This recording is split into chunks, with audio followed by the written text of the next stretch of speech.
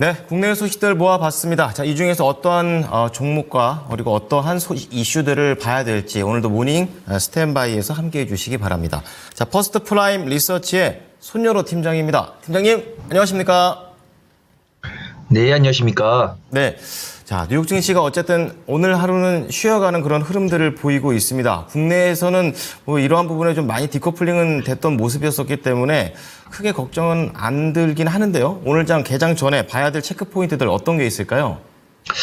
네, 그렇습니다. 저도 앵커님과 같은 생각을 하고 있습니다. 그래서 제가 한 줄 평을 뉴욕 시장 대비해서 국내 시장이 약세를 보였던 부분들이 선반영이 되었길 바랍니다.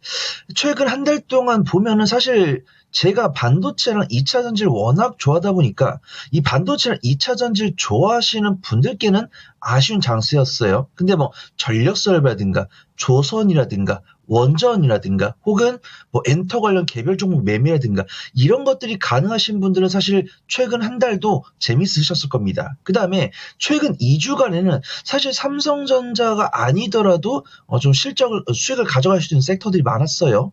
그런 가운데에서도 뉴욕 시장 같은 경우가 6개월 연속 상승을 보여준 다음에 어제 고점을 확인한 다음에 오늘 조금 강한 하락이 나오는 모습입니다. 근데 강한 하락을 나오는 이유를 저희가 몰랐던 이유가 아니고 한 이틀 전부터 말씀을 드렸었어요. 이 트럼프 대선 후보의 당선 가능성이 높아지면서 그로 인해서 생기는 약간 좀 부담감 이런 것도 좀 나올 수 있다고 판단됩니다. 그래서 오늘 이제 최근에 일주일 동안 보면 M7을 비롯해서 기술주들이 나스닥을 중심으로 강세를 보여줬다고 한다면 오늘 같은 경우는 이 M7을 기반으로 한 나스닥이 좀 낙폭이 컸다라고 보이는데 그 이면에는 아무래도 트럼프 트레이드에 따른 강달러의 가능성이다라고 판단됩니다. 우선은 우리가 지금 유럽 중앙은행이랑 캐나다 은행 같은 경우는 기준금리 인하를 하고 있죠. 근데 뉴욕 시장 같은 경우는 기준금리를 50bp를 인하를 했는데 추가적인 금리 인하를 조금 안 하려고 하고 있습니다. 근데 추가적으로 우리가 기준금리 인하를 해주세요 라고 한다고 해서 해주지 않죠. 이 뉴욕 같은 경우도 연준 위원들의 회의 통해서 관련된 근거에 의해서 기준금리 인하를 합니다. 근데 기준금리 인하 가능성이 자꾸 떨어지고 있어요. 아무래도 미국에서 발표하고 있는 경제지표나 고용지표가 자기들이 생각한 것보다 견조하게 나오다 보니까 기준금리 인하를 좀 덜 해야겠다, 덜 해도 되겠다 이런 생각이 들고 있는 겁니다. 저는 근데 사실 11월 FOMC 때 25pp는 좀 해줬으면 좋겠어요. 그래야지 우리가 성장주 좋아하시는 분 많이 계시잖아요. 지금 우리 모닝 인사이트 시청하시는 분들도 조선이나 방산 같은 가치주보다는 제약바이오나 반도체, 2차 전지 같은 성장주를 좋아하시는 분들 많이 계실 겁니다. 그러면 그 성장주들의 강세가 이어지기 위해서는 기준금리 인하가 돼야 되는데 저 역시도 막 쫓겨서 기준금리 인하를 강하게 하는 걸 원하지 않아요.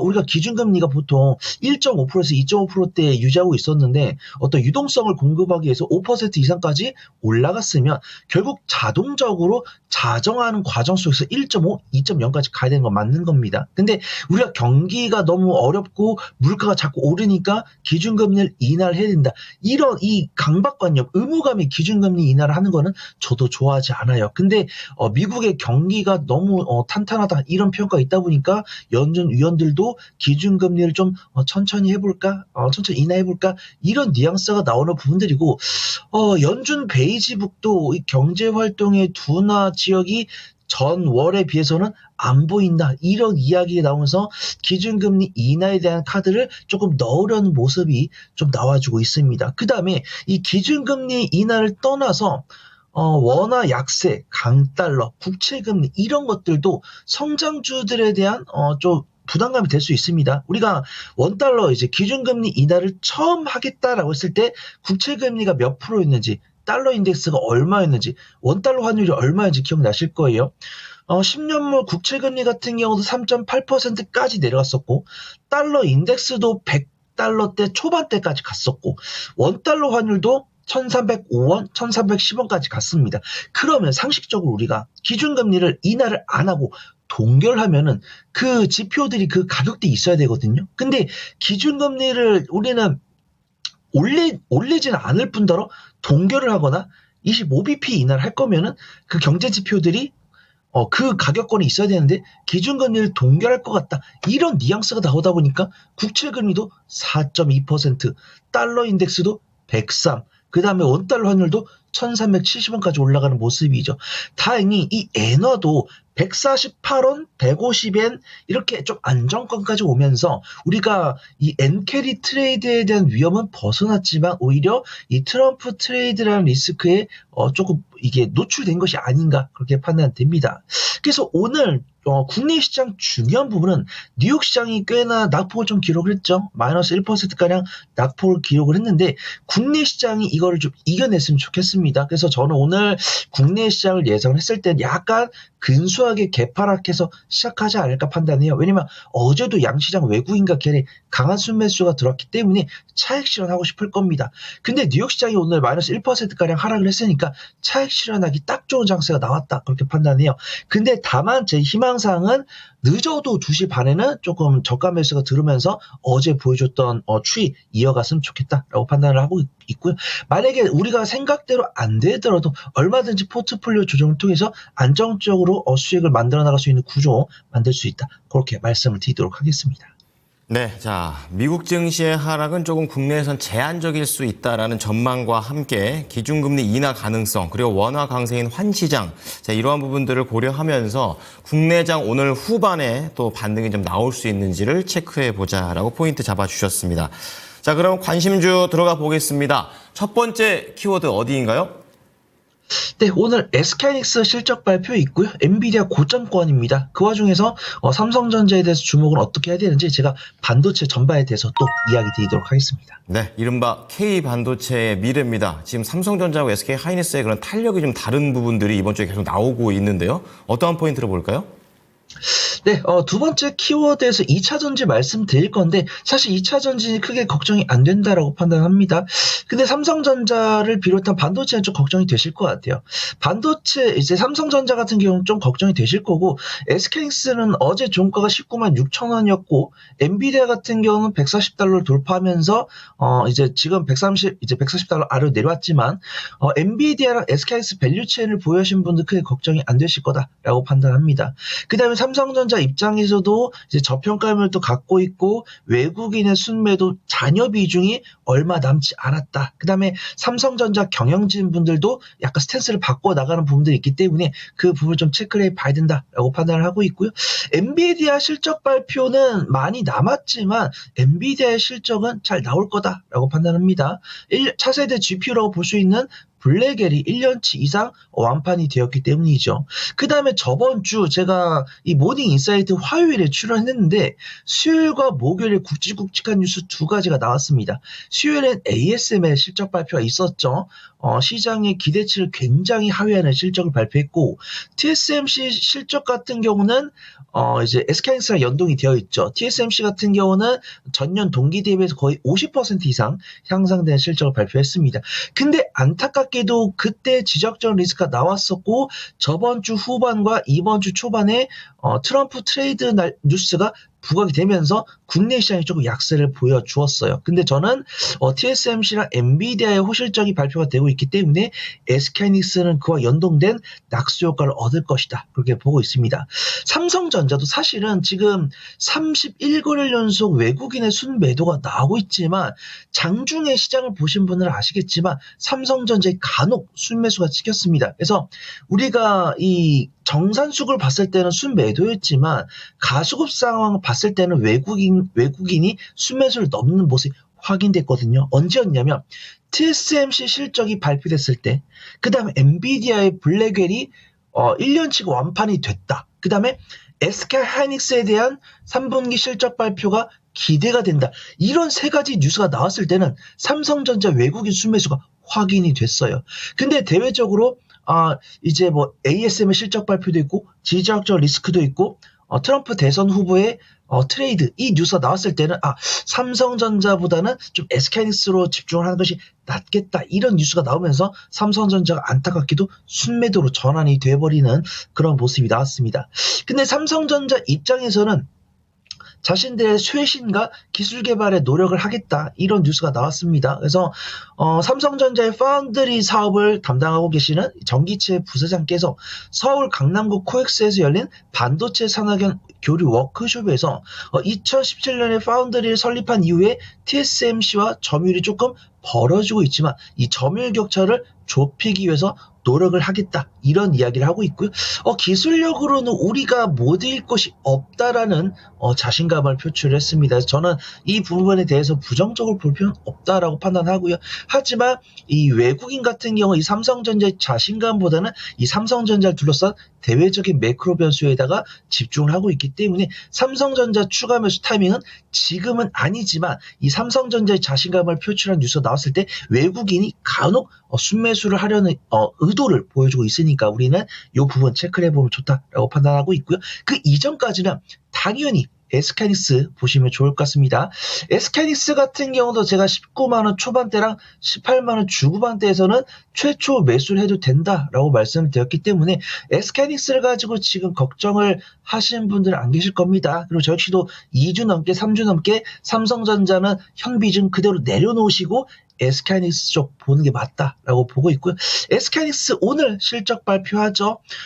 극단적으로 저는 영업이익이 7조 원대에 나왔으면 좋겠지만 이 증권 계통에서는 매출액은 18조, 영업이익은 6조 7,628억 원을 기록할 것으로 전망이 되고 있습니다. 하지만 3분기에도 잘하겠지만 4분기에도 잘할 거다라고 판단합니다. 아무래도 엔비디아에서 블랙의 1년치 매출이 나왔기 때문에 그 낙수 효과를 SK하이닉스가 가져갈 수밖에 없다라고 판단하고 있고요. 어제 수급 동향 보더라도 기관에 거의 외국인 순매수가 3배가 넘게 들어왔습니다. 외국인이 강하게 순매수하면서 역시 반도체는 SK하이닉스를 주목을 해야 된다라고 보고 있고요. 관심주로는 SK하이닉스랑 이수페타시스 보고 있습니다. 엔비디아에 MLB를 납품을 하고 있기 때문에 이수페타시스 당연히 보셔야 된다라고 판단하고 있고요. SK하이닉스를 왜 봐야 되는지 제가 앞에서 말씀드렸습니다. 한미반도체는 매수를 하신 분들은 그대로 들고 계시면 되실 것 같고 한미반도체를 매수하겠다라고 하신 분들은 한 이틀 정도 더 지켜보시면 좋을 것 같습니다. 하나 정밀기계에서 만들고 있는 TC본더가 이 한미반도체와 고려했을 때는 약간 좀 갭차가 있다고 판단하고 있지만 하나 정밀기계가 이 TC본더에 대한 개발에 대한 의욕을 보여줄 때는 한미반도체 외국인의 매도세가 나오더라고요. 그래서 오늘은 SK하이닉스랑 이수페타시스 우선적으로 보시고 한미반도체는 이틀 정도 기다려보자 그렇게 말씀을 드려보도록 하겠습니다. 네, 계속해서 지난주부터 K반도체에 대한 예공들을 케어해주고 계십니다. 선하이닉스 후 삼성전자 전략으로 얘기를 하셨네요. 자, 두 번째 키워드는 어떤 겁니까? 네, 두 번째는 2차전지 보도록 하겠습니다. 어제 오후부터 2차전지 관련 종목들 강세 보여주었는데 어떤 이슈를 기반으로 강세 보여주었는지 말씀드리도록 하겠습니다. 아무래도 글로벌 기업 중에서는 GM 그리고 오늘 테슬라 이렇게 또 연속해서 긍정적인 내용들이 나오고 있습니다. 어떻게 반영해 볼까요? 네, 그렇습니다. 앵커님께서 주요 뉴스 말씀해 주셨고 사실 어제 오후쯤에 금투스의 뉴스가 나왔거든요. 제가 이제 일을 하고 있는데 금투스의 뉴스가 나왔다고 해가지고 이따가 링크 찾아봐야지 하고 검색을 해봤는데 사라졌더라고요. 근데 어제 오후쯤에 뭐 텔레그램이라든가 인스타그램이라든가 경제방송에서 떠들썩했기 때문에 이 야당 측에서 금투스 폐지에 대한 좀 긍정적인 이야기를 해준 것이 아닌가 그렇게 판단을 하고 있고 그 부분들이 어제 오후 정말 한 오후 1시쯤이더라고요. 이제 국내 시장 같은 경우 10시 반부터 반등을 했는데 2차 전지 오후 1시부터 강한 반등 보여줬는데 이 금투세가 좀 중심이 있는 것이 아닌가 판단합니다. 그 다음에 두 가지는 이 2차 전지랑 관련이 있는 두 종목이 좋은 실적을 발표해 준 것 같아요. 이제 GM 같은 경우도 이제 어제 아침에 발표했죠. 3분기 실적이 기대 이상을 상회하면서 주가 10% 급등을 했는데 이 GM의 실적을 SUV랑 전기차 판매 호조덕이라는 평가가 있으면서 컨센서스 대비해서 15에서 20%를 상회할 수치를 발표해 줬습니다. 그 다음에 주가 수익 비율 퍼도 거의 6대를 기록을 하고 있기 때문에 완성차 중에서는 좀 저평가 매도를 갖고 있다라고 보고 있고 중국의 테슬라 같은 경우는 중국에서 인도량이 증가했기 때문에 실적 발표를 잘하지 않을까 그런 기대감이 있었어요. 근데 이 테슬라를 보수적으로 보신 분들은 테슬라가 실적을 잘 발표하더라도 그거는 중국과 연동이 있는 실적이기 때문에 나는 부정적으로 본다라고 보신 분 계십니다. 그래서 2차 전지랑 테슬라에 대해서 보수적으로 보시는 분들은 뭐 말려들진 않겠지만 2차 전지를 긍정적으로 보시는 분들은 테슬라가 아무래도 이 중국 인도량 증가에 따른 호실적 발표지만 국내 2차 전지 관련 종목들도 외국인과 기관의 쌍끌 순매수에 들어오면서 강하게 반등을 했고 테슬라 같은 경우도 시간에서 8% 넘는 상승세를 보여줬기 때문에 오늘 2차 전지 관련 종목들 좋은 모습 보이지 않을까 그렇게 판단됩니다. 오늘 현대차 실적 발표하죠. 현대차 실적 발표하지만 아무래도 전기차를 아예 안 파는 건 아닙니다. 전기차도 증가를 하고 있지만 아무래도 하이브리드 차량에 대한 판매가 오늘 현대차의 호실적을 발표하지 않을까 그렇게 판단해요. 하지만 저는 그런 호실적이 완성차뿐만 아니라 국내 2차 전지 관련 종목들에 대한 투심 개선에도 이바지하지 않을까 판단합니다. 저는 2차 전지 중에서 LG 에너지 솔루션 밸류체인 보고 싶습니다. LG 에너지 솔루션과 스텔란티스가 이 캐나다에 건설한 합작 공장에서 배터리 모듈 양산을 시작했다. 이런 뉴스가 어제 나왔고요.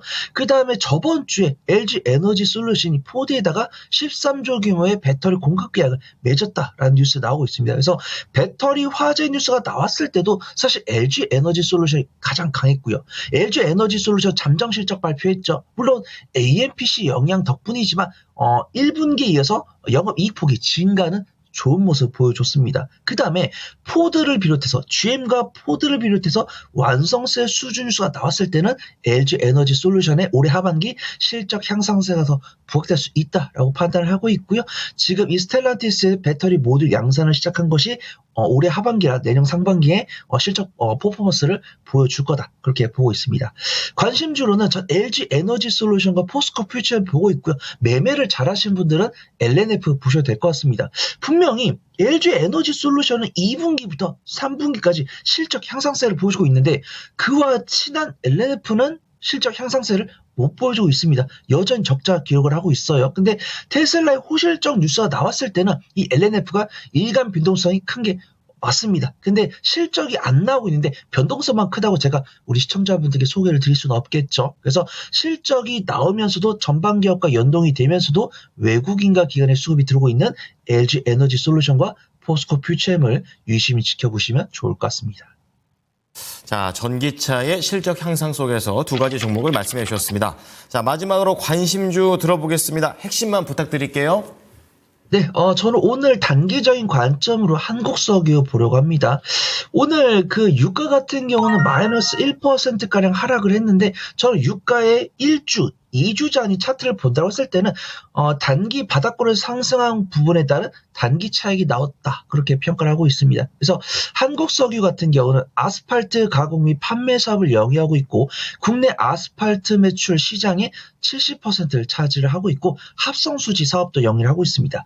오늘 단기적으로는 유가가 하락을 했지만 유가가 재차 상승하기 위한 눌림목곡을 만들고 있다라고 보고 있고 지금 시장이 나오고 있는 뉴스를 종합을 했을 때는 유가 상승 압력이 좀 지속이 되지 않을까 그렇게 판단을 하고 있어요.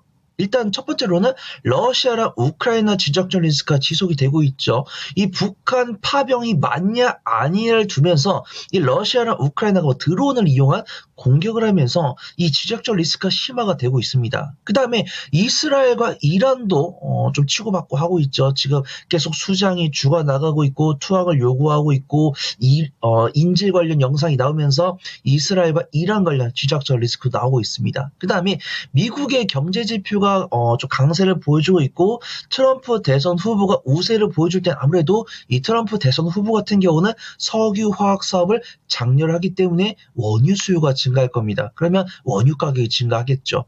그 다음에 중국에서도 경기 부양을 꾸준하게 할 겁니다. 이 중국의 경제위원들이 조금 더 중국한테 강한 경기 부양책을 요구를 하고 있어요. 그래서 중국 같은 경우도 목표한 경제 성장률을 달성하지 못했기 때문에 그들의 요구에 부합한 경기 부양책을 추가로 내놓을 가능성이 있습니다. 그래서 이 중국 경기 부양을 위해서 원유 수요가 증가할 것이고 지금 강달러가 나오고 있잖아요. 그 이 원유 결제를 달러로 하고 있기 때문에 유가가 간접적으로 좀 오르는 수혜를 입을 수 있습니다. 그래서 단기적으로는 오늘 같은 경우 유가가 하락을 했지만 수익 관점으로 봤을 때는 유가 상승에 대한 유인이 될 수 있는 종목들이 많이 나왔다. 그렇게 판단하고 있습니다.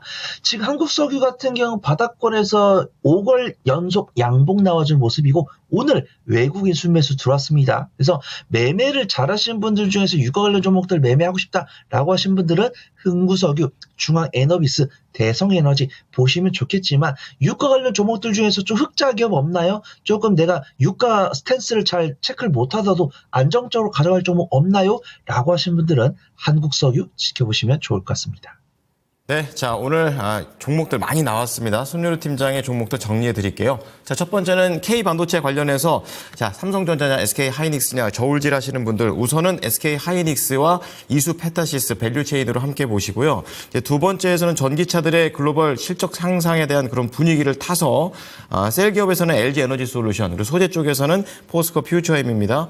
그리고 마지막으로 유가의 변동성 스윙 전략으로 흑자 기업이 뭐가 있을까 생각해 봤을 때는 한국 석유다라고 얘기를 해 주셨습니다. 팀장님 오늘 내용 잘 들었습니다. 감사합니다. 지금까지 투자 판단에 도움이 될 수 있는 정보를 제공해 드렸습니다. 하지만 특정 종목의 상승과 하락을 보장하지 않으니까요. 이 부분 참고해 주시기 바랍니다. 오늘도 성공 투자하십시오. 고맙습니다.